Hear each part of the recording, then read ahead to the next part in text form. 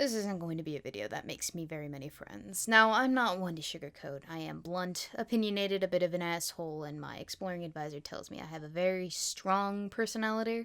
This video is going to embody all of that sentiment for everybody.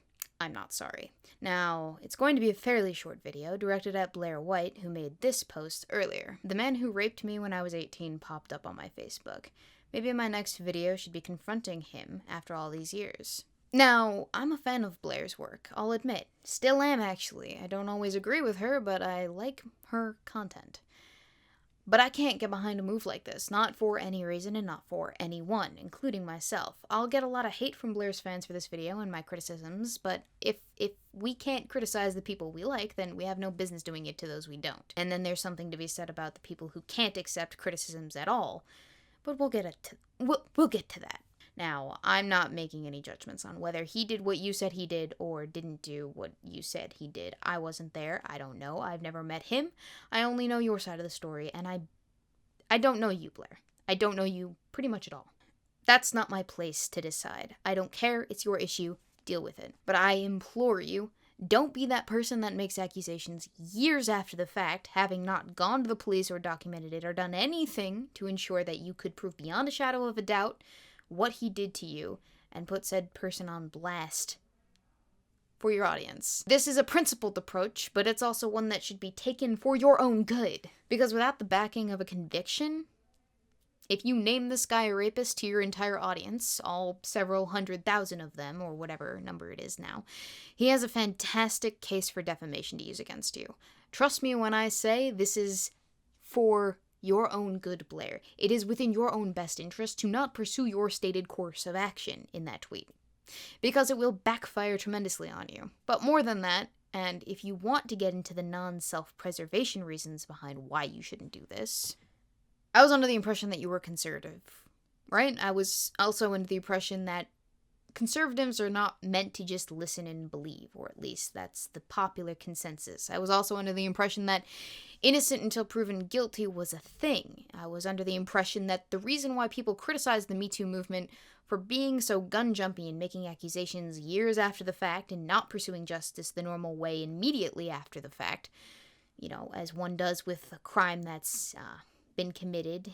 The reason why we're not gun-jumpy is because the court of public opinion will always be biased in favor of a victim, whether or not they actually are a victim. Believe me, Blair, I want justice for you if you were actually raped, but mob justice is not a worthy pursuit, not for anyone. Not for you, not for the Me Too actresses, and certainly not for me. I hold myself to that standard. No excuses, no if, ands, or buts. And I said as much in a simpler, nicer way in a quote tweet to you, but that apparently was the wrong thing to say, or at least you didn't want to hear it because you blocked me immediately after I sent that tweet for the most vanilla thing that I could have said about this in this instance. Now, I could have criticized you for going full SJW, listen and believe, vindication on this guy instead of pursuing judicial action, but I didn't.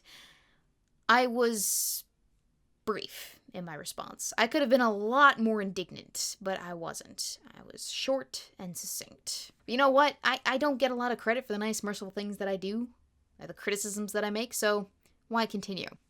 It's funny, Blair, that you see fit to use your massive audience to target a person who may or may not be guilty. Honestly, I don't know. I've never heard of his side of the story, only yours. As far as I know, from what you said in your video about the rape and what you learned from said rape, you didn't mention going to the police about it, sharing that experience, everything you learned from that subsequent experience. If you had, that might be a quality tidbit of information to share with your audience. I've never been raped, and I've given a shit ton better comprehensive pre and post rape advice than you have.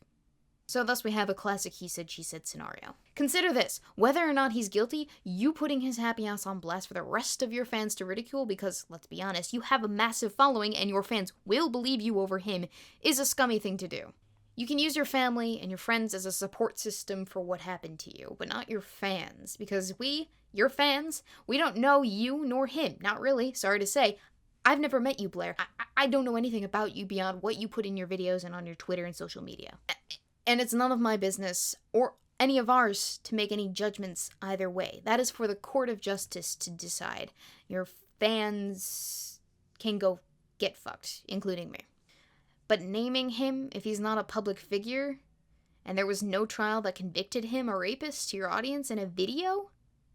For your entire audience? To me seems like it's in that gray docs adjacent area. And me personally, I wouldn't go near that shit with a 10-foot pole. For legal reasons as well as, personal principle reasons. Doing a scummy thing to a person that you named scummy is still pretty fucking scummy, Blair. You're above that, or at least I hope that you are. And you know what? If you can't take advice from fans who are concerned about you, then maybe you're in the wrong line of work. What a week for my YouTube subscriptions. What a week.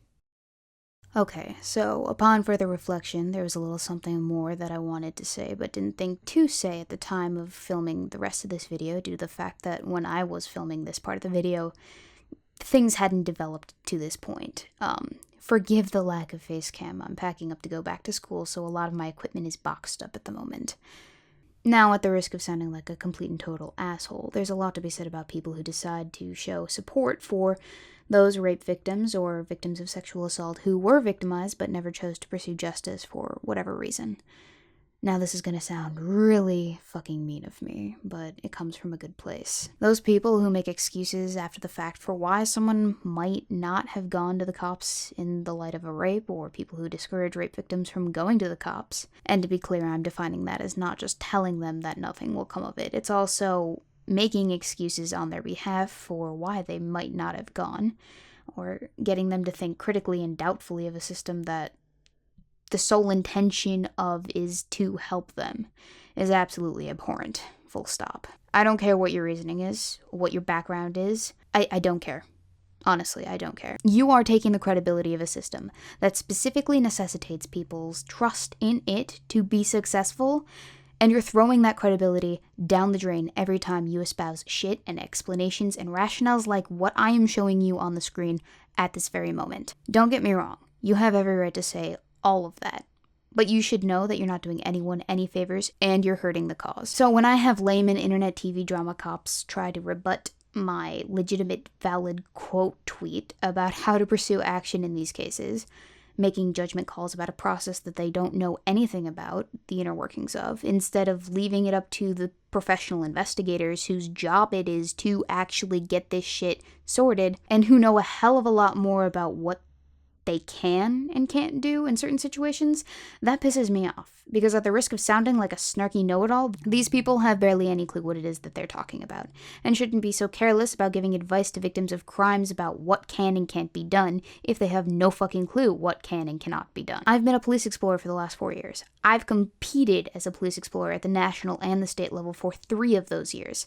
I've taken forensics courses, and I've interned with my local police department. I've actually worked as a CSI on a sexual assault case. And even I am learning things about the system and the process every single day that your average layman probably has next to no knowledge. So let the cops make judgments about what they can and can't do, not you. Alright, now I'm done. I'll catch you with another inflammatory video on Sunday, chaps. Till then, try not to murder each other in the comments section.